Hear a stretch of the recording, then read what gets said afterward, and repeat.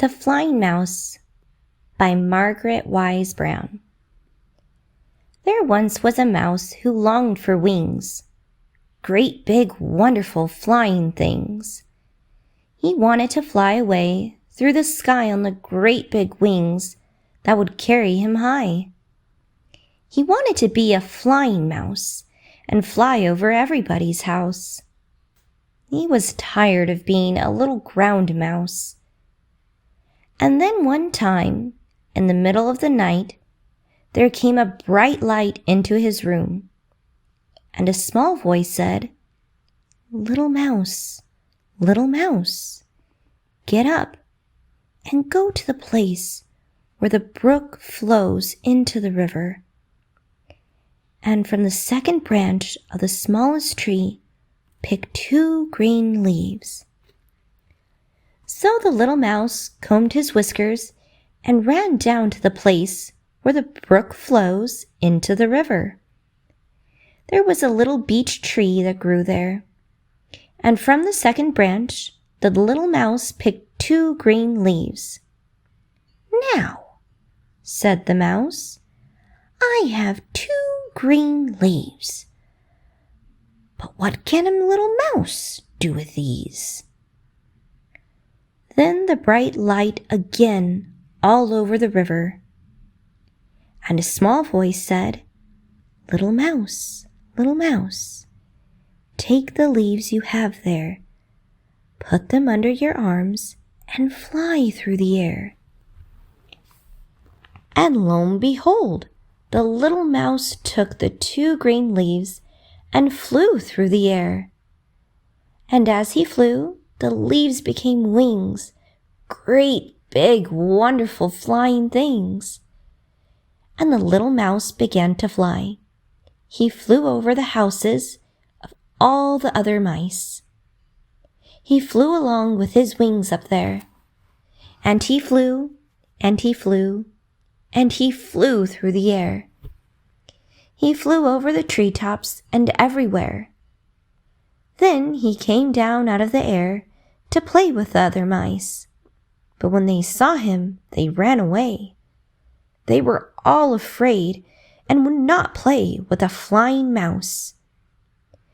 Then the little mouse went to tease the cat. And the cat said, Goodness, what is that? And electricity flew out of his hair. I can't chase a mouse up in the air. The cat switched his tail like a lion in its lair. Whoever saw a mouse flying through the air? He would not play with the flying mouse.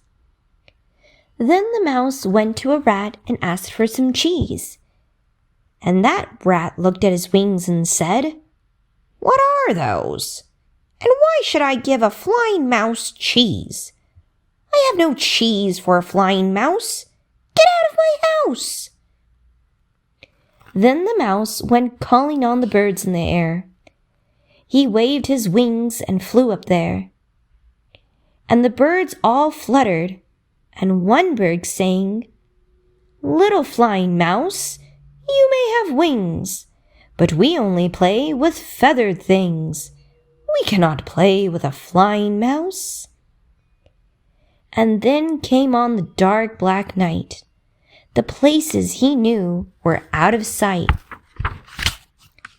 And then, in the darkness, he heard an awful hiss. Heavens, said the mouse. Now what is this? And there in the air, flying everywhere, were terrible bats. They looked like great black flying rats. Bats. The bats were glad to see the mouse, and they flew with him into a darkened house. But the mouse was not very pleased at that. A mouse will never be pleased with a bat. The mouse was not happy there in the dark with the snarling bats and the hiss and the squeak and the other sounds that black bats speak. When morning came and he looked around, the bats were sleeping upside down. So the little mouse flew down to the ground he flew to the ground, and he ran to the brook. And there in a pool of the water, he took one look. "Oh dear! Now what is that?" For the flying mouse looked like a little fat bat. And the little mouse did not look like that. Then the little mouse began to shiver, and he ran, and he ran, and he ran to the river. He sat down under the little beech tree, and he wondered and wondered what on earth he could be. There was no place on earth for a flying mouse. He did not want to live in the black bat house, and no one would play with a flying mouse. "Oh, dear me," said the little mouse. "How I wish I were like the other mice." And lo and behold, the light came back all over the river, and the mouse's wings began to quiver. His wings flew back to be leaves on the tree, and the little mouse danced and cried with glee, "Hi me!" And the small voice said, little mouse, go back to your house and be a mouse."